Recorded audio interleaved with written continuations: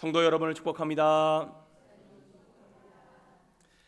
우리가 속해 있는 교회를 가리켜 개혁교회라고 합니다. 한번 따라해 볼까요? 개혁교회. 개혁교회. 개혁이란 말이 어떤 뜻인지 다 알고 계시죠? 망가진 것을 새롭게 보수하다, 본래의 모습으로 돌아가다, 새롭게 하다, 이런 의미가 담겨 있지요. 물론 정확하게 이야기하면 개혁교회의 한 분파인 장로교회에 우리는 속해 있습니다. 하지만 개혁교회든 장로교회든 신학적인 입장이 거의 같기 때문에 개혁교회, 장로교회를 거의 같은 뜻으로 보고 사용을 합니다. 그래서 우리가 속한 교회를 개혁교회에 속했다, 혹은 개혁교회 전통 위에 서 있다라고 이야기를 하는 것입니다. 우리 다시 한번 더 따라해 볼까요? 개혁교회, 장로교회. 어떤 뜻으로 말씀드린지 이해하셨죠? 원래라면은 장로교회가 개혁교회에 속한 건데 거의 신학적인 입장이 같기 때문에 장로교회를 어떤 교회라고도 한다? 개혁교회라고도 한다. 그리고 이 개혁교회는요, 여러 가지 특징들이 있는데 그 중에 한 가지가 바로 하나님의 절대 주권을 너무나도 중요하게 여긴다는 사실입니다. 함께 따라해 볼까요? 하나님의 절대 주권. 주권이 어떤 뜻인지 알고 계시죠? 주인으로서 나타내는 권리입니다. 그러니까 하나님이 누구시라는 거예요? 주인이시다. 이걸 갖다가 아주 강조하는 교회가 어디라고요? 개혁교회다. 이 말을 더 풀어보자면요, 하나님께서는 교회만이 아니라 온 세상 만물 가운데 주인이시며 당신의 뜻대로 모든 것을 주권적으로 이끌어가고 계신다. 결국 이 세상은 하나님의 선하신 뜻대로 이루어질 것이다 고백하는 교회가 바로 개혁교회라는 것입니다. 그렇게 개혁교회 성도들에게 있어서 제일 중요한 것은 무엇이냐? 바로 하나님께서 우리의 삶 가운데 주인으로 선포되는 것, 다시 말해 주되심을 고백하는 것이 제일 중요합니다. 이는 구원의 문제에 있어서도 마찬가지입니다. 어떤 교파는 구원에 있어서도 인간의 의지를 다소 강조하기도 하지만 우리 개혁교회에서는 그보다 누구의 의지를 강조할까요? 하나님의 의지를 강조합니다. 다시 말해서 하나님께서 그 사람을 구원하기로 작정하셨기 때문에 우리가 구원에 이를 수 있는 것이지, 우리가 단순히 예수님을 믿었다고 해서 구원에 이르는 게 아니라는 것입니다. 아마 이 말이 좀 아리송하게 들리실 수 있어서 제가 조금 더 부연 설명을 해드리겠습니다. 예수님을 믿는 것은 당연히 절대적인 구원의 길입니다. 그런데 이 길을 누가 열어주셨냐라는 것입니다. 누가 열어주셨죠? 하나님께서 열어주셨습니다. 그러니 예수님을 믿는 우리의 의지가 먼저입니까? 아니면 우리를 구원하시고자 하시는 하나님의 의지가 먼저입니까? 하나님의 의지가 당연히 먼저라는 것이죠. 이러보건대 구원의 절대 주체는요, 오직 하나님 한 분이십니다. 만약 하나님께서 이 사람을 구원하기로 작정하셨다면 어떻게 해서든지 그 사람의 구원을 이뤄내신다는 거예요. 그리고 하나님께서 만약 이건 가정입니다. 그 사람을 버리셨다면 그건 우리 사람의 입장에서는 아무리 노력해도 해결할 수 있는 방법이 없다라는 것입니다. 그래서 사도 바울은 에베소서 2장 8절 이하에서 우리 가운데 이렇게 고백을 합니다. 너희는 그 은혜에 의하여 믿음으로 말미암아 구원을 받았으니 이것은 너희에게서 난 것이 아니요 하나님의 선물이라. 행위에서 난 것이 아니니 이는 누구든지 자랑하지 못하게 하려 함이라. 따라서 우리가 하나님의 절대 주권을 고백한다면 내 것이라 주장할 수 있는 것이 아무것도 없다는 것입니다. 그럼 모든 것은 다 하나님의 은혜라는 것이죠. 그러니 어떻게 하겠습니까? 하나님 앞에 엎드리고 또 엎드리는 방법밖에 없다는 거예요. 함께 따라 고백하겠습니다. 모든 것이 하나님의 은혜입니다. 여러분, 이 고백에 동의하십니까?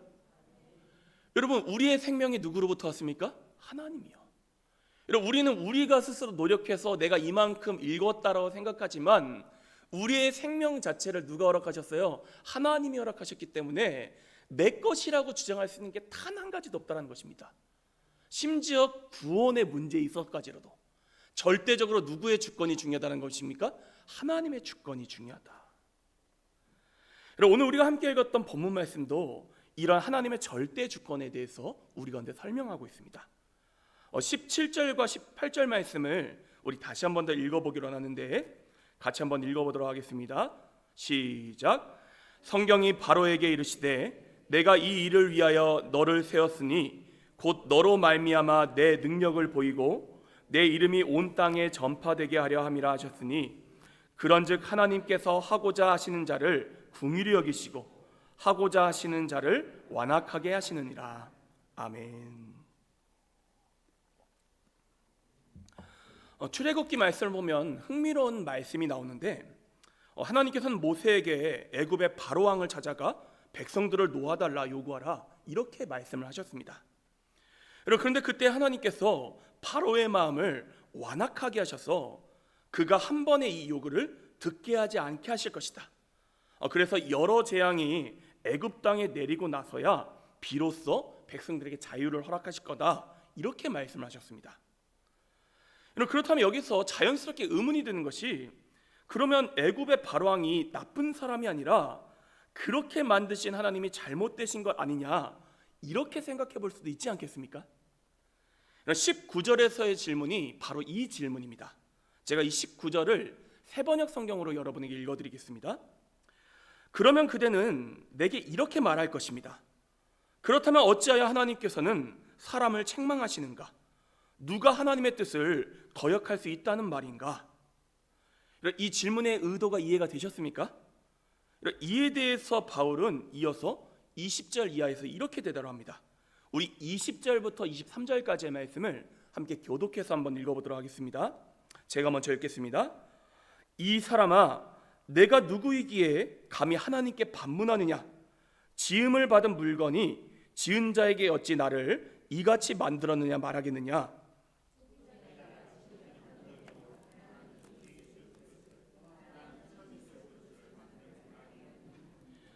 만일 하나님이 그의 진노를 보이시고 그의 능력을 알게 하고자 하사 멸하기로 준비된 진노의 그릇을 오래 참으심으로 관용하시고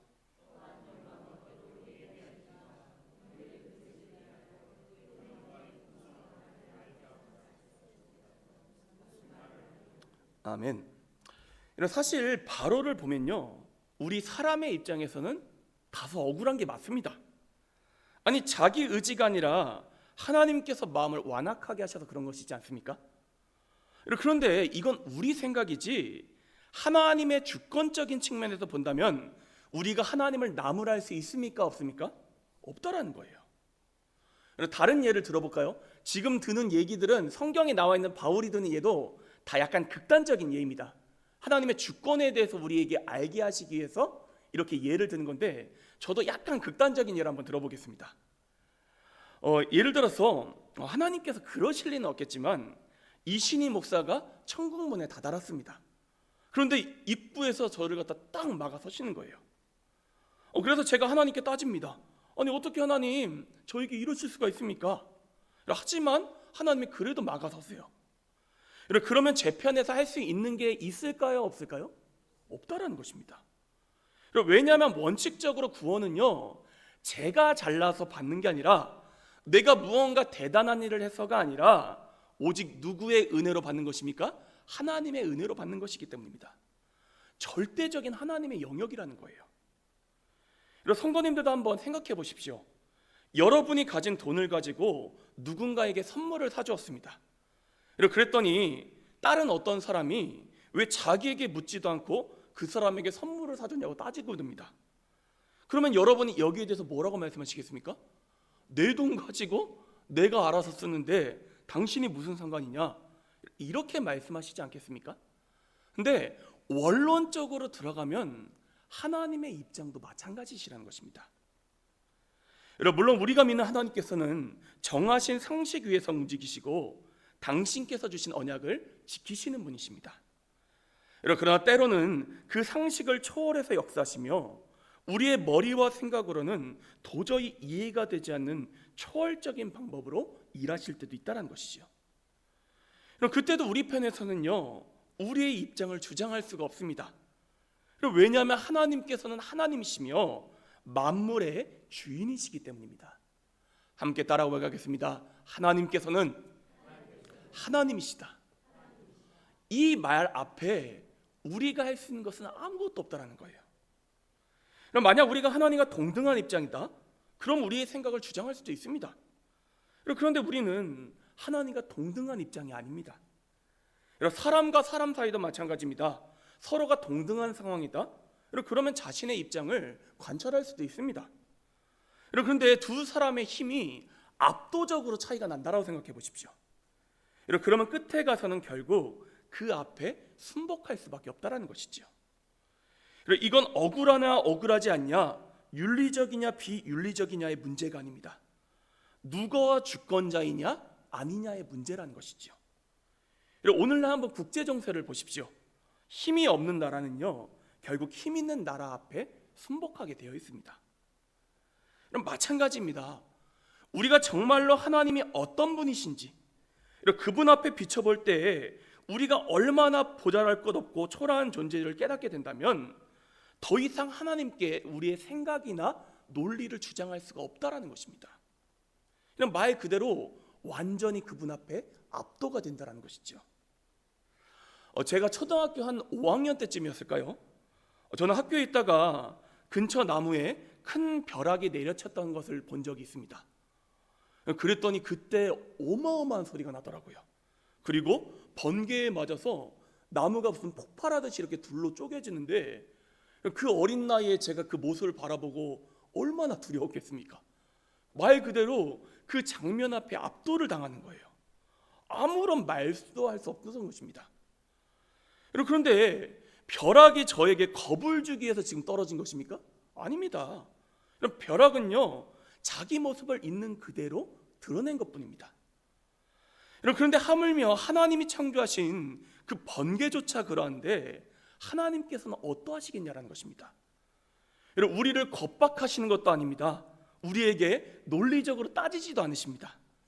그저 하나님께서 당신의 존재를 우리에게 드러내시기만 하면, 그분의 주권을 선포하시기만 하면 우리가 그 앞에 설 수 있는 것은 아무것도 없다라는 것이죠. 저는 우리 성도님들께서 이 한 가지 사실을 깊게 깨달으시기를 바랍니다. 하나님께서는요, 하나님이십니다.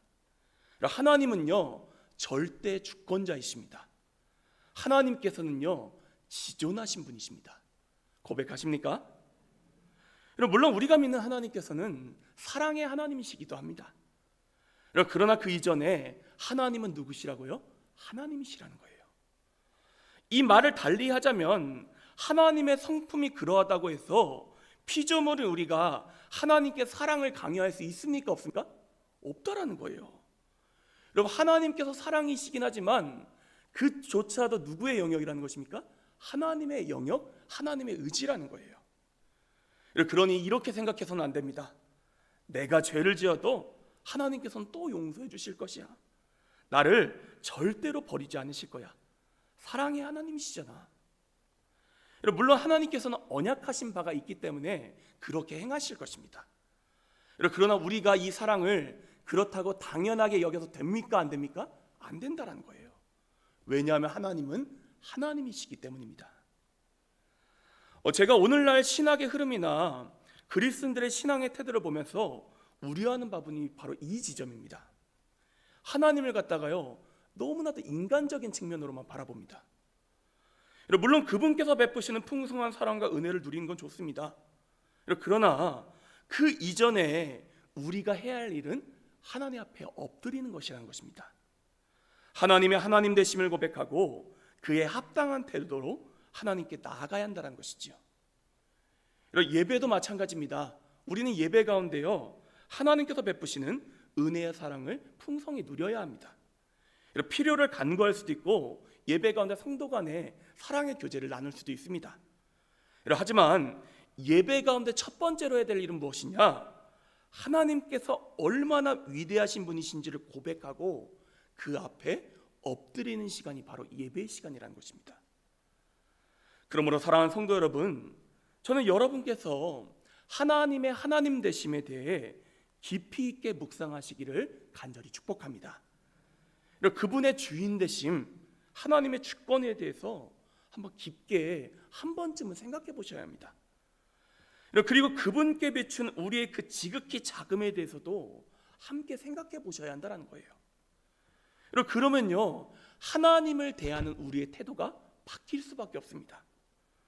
여러분, 만약에 하나님이 누구신지 제대로 알기만 하면 지금처럼 살아갈 수가 없다는 것이죠.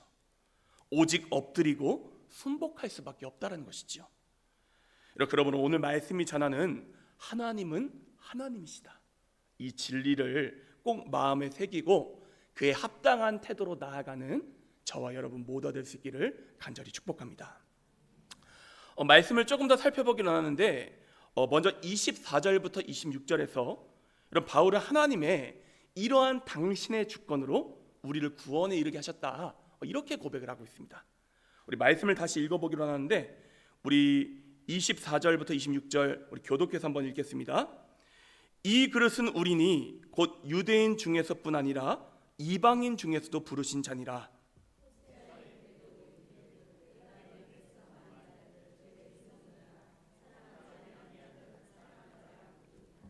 함께 읽겠습니다. 너희는 내 백성이 아니라 한 그곳에서 그들이 살아계신 하나님의 아들이라 일컬음을 받으리라 함과 같으니라. 아멘. 우리가 함께 방금 읽은 말씀의 포인트는요, 유대인이어서 구원받고 이방인이어서 구원받는 게 아니라는 것입니다. 또 반대로 유대인이어서 구원받지 못하고 이방인이어서 구원받지 못하는 것도 아니라는 것이죠. 여러분, 우리의 구원의 문제는 전적으로 누구의 선택과 의지라는 것입니까? 하나님의 선택과 의지입니다. 여러분, 그리고 이사야 선지자의 글을 바울이 또다시 인용을 하고 있는데 우리 27절과 29절까지 말씀 다시 한번 교독하겠습니다. 제가 먼저 읽겠습니다. 또 이사야가 이스라엘에 관하여 외치되 이스라엘 자손들의 수가 비록 바다의 모래 같을지라도 남은 자만 구원을 받으리니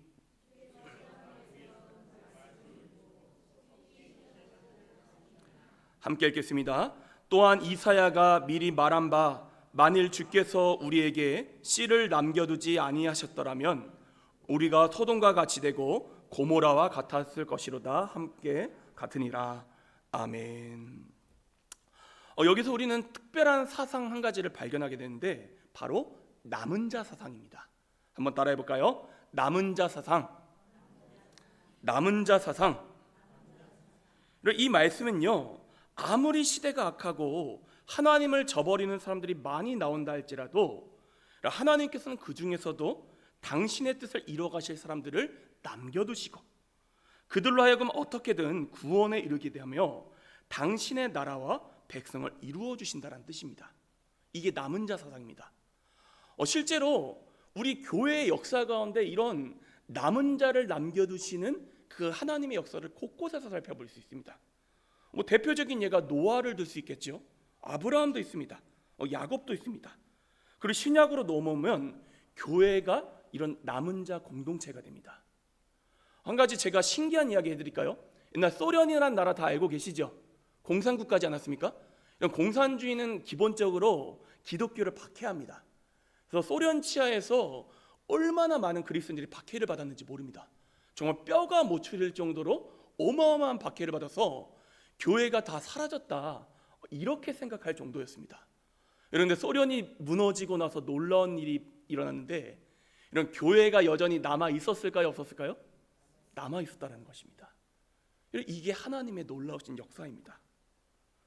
그런데 우리가 여기서 주목해야 될 것은 무엇이냐?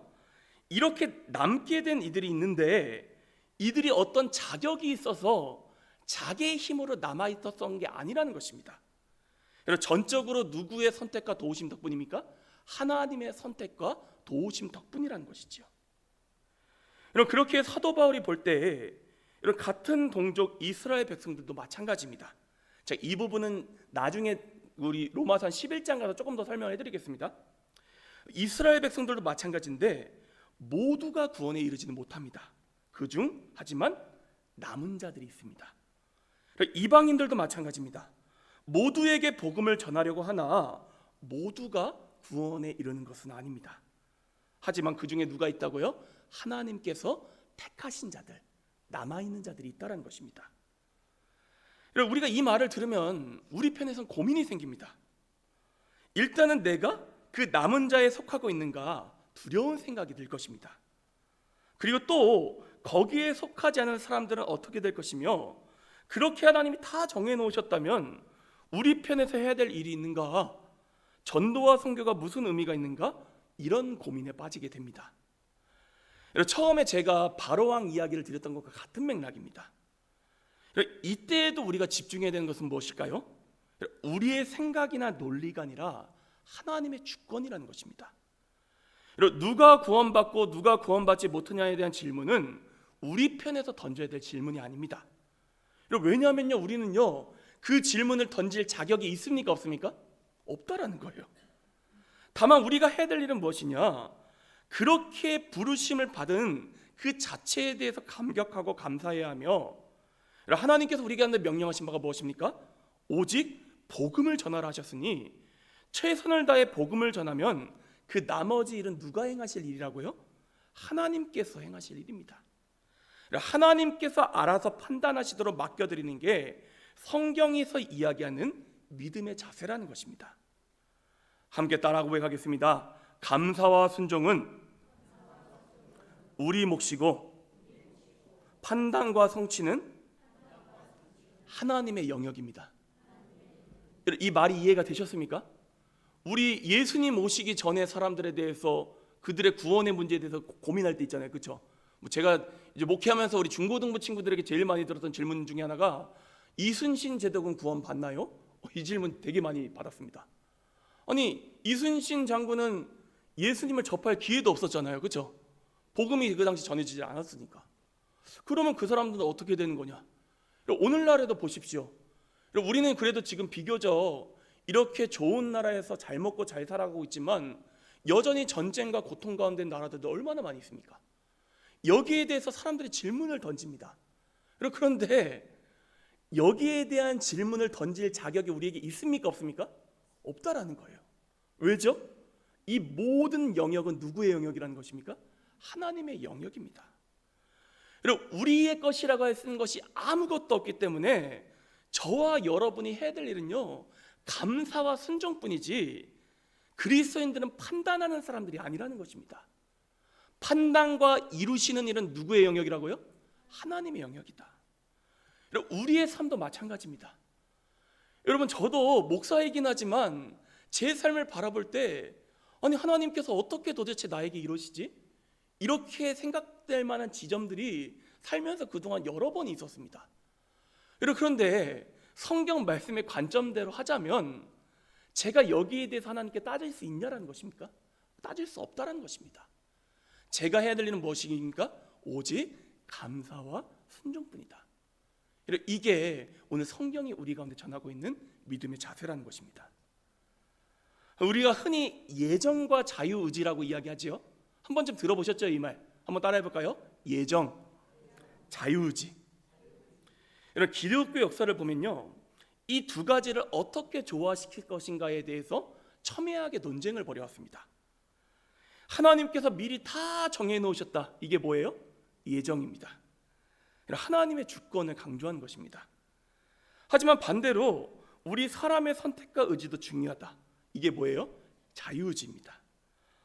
이 두 가지를 조화시켜 이해한다는 건요, 너무나도 어려운 일입니다. 사실 우리 사람 중에서 누가 여기에 대해서 정확하게 답을 내릴 수 있겠습니까? 하지만 우리는 이 가운데서도 말씀을 근거해서 한 가지는 분명하게 확신할 수 있어야 합니다. 판단과 성취의 영역은 누구의 영역이라고요? 하나님의 영역입니다. 우리가 답을 내릴 문제가 아니라는 것입니다. 그저 주신 은혜에 감사하고 주신 말씀에 순종하면 그만이라는 것이지요. 그리고 이 부분이 중요한데, 결국에는 그렇게 해서 이루실 하나님의 최종적인 계획은 가장 선하시고 지혜로운 길이라는 믿음을 가질 수 있어야 한다는 것입니다. 당장은 이해가 되지 않지만 마지막에 이루실 하나님의 계획은 어떻다? 선하고 가장 지혜로우신 길이다. 함께 따라 고백하겠습니다. 하나님께서 이루실 최종적인 계획은 가장 선하시고 완전하시다. 다 이해할 수는 없지만, 질문할 자격도 없는 나이지만 우리가 이에 대한 믿음을 가지고 나간 사람들이 누구라고요? 바로 우리 그리스도인들이라는 것입니다. 우리가 알거니와 하나님을 사랑하는 자 곧 그의 뜻대로 부르심을 입은 자들에게는 모든 것이 합력하여 선을 이루느니라. 하나님의 어리석음이 사람보다 지혜롭고 하나님의 약하심이 사람보다 강하니라. 고백하십니까? 여러분, 한번 주변에서 일어난 일들을 한번 보십시오. 젊은 날에 하나님께서 데려가시는 신실한 그리스도인들도 얼마나 많이 있는지 모릅니다. 저도 제 지난 삶을 돌아보면요, 학교 다니던 후배가 갑자기 기숙사에서 실수로 발을 헛디뎌 가지고 떨어져 죽는 사고도 있었습니다. 그 당시 많은 선후배들이 여러 가지 생각이 들지 않았겠습니까? 아니, 이 젊은 이 목회자 후보생을 하나님 왜 데려가십니까? 그런데 그 당시 저희가 내릴 수 있는 가장 최고의 결론은 무엇이었냐? 여기에도 하나님의 뜻이 있고, 결국에 우리가 나중에 천국에 가서 모든 것들을 돌아봤을 때 하나님께서 이루시는 계획은 선하시고 가장 완전하시다, 우리가 고백하게 될 것이다, 이렇게 그때 우리가 확신하며 나아갔다는 것입니다. 저는 우리 성도님들께서 이러한 관점으로 여러분의 삶을 해석하시기를 간절히 축복합니다. 이런 삶은요, 하나님의 절대 주권이라는 관점에서 보셔야지 답이 내려지고 해결이 됩니다. 만약에 우리가 이것을 갖다 인정하지 않고 믿지 못한다? 그럼 우리는 미궁 속에 빠지게 된다는 것이죠. 그러므로 저는 성도님들께서 이 두 가지 영역을 잘 구별하시고 여러분께서 정말로 집중해야 될 일들에 집중하는 삶을 살아가시기를 간절히 축복합니다. 다시 한번 말씀드립니다. 감사와 순종은 누구의 몫입니까? 우리의 몫이고, 판단하고 성취하시는 일은 누구의 영역입니까? 하나님의 영역입니다. 이 둘을 갖다가 잘 구별하셔야 된다는 거예요. 한번 이렇게 예를 들어 보겠습니다. 저에게 두 아들들이 있지 않습니까? 그런데 이 아들들이 가장으로서 제가 걱정해야 될 일을 걱정하고 본인이 정말로 해야 될 공부는 등한시합니다. 그리고 가장으로서 제 역할을 믿지를 못합니다. 그러면 저는 자녀들에게 어떻게 이야기하겠습니까? 집안 걱정은 아빠한테 맡겨두고 내가 할 일에 집중하렴. 아빠를 믿어. 내가 제일 좋은 길로 가도록 최선을 다할 거야. 이렇게 이야기하지 않겠습니까? 근데 하나님 아버지의 마음도 마찬가지시라는 것이죠. 그러니 오늘 주신 말씀처럼 하나님의 주권을 인정해드리고 우리에게 맡겨주신 사명에 집중하며 나아가는 저와 여러분 모두가 될 수 있기를 간절히 축복합니다. 오늘 말씀은 이 두 가지를 잘 기억하시면 여러분 성공하신 거예요. 함께 따라하겠습니다. 하나님은 하나님이시다. 우리가 해야 될 몫은 감사와 순종이고 판단과 성취는 누구의 영역입니까? 하나님의 영역이다. 이를 잘 구별하시고 실천하시는 저와 여러분 모두 될 수 있기를 간절히 축복합니다. 함께 기도하도록 하겠습니다.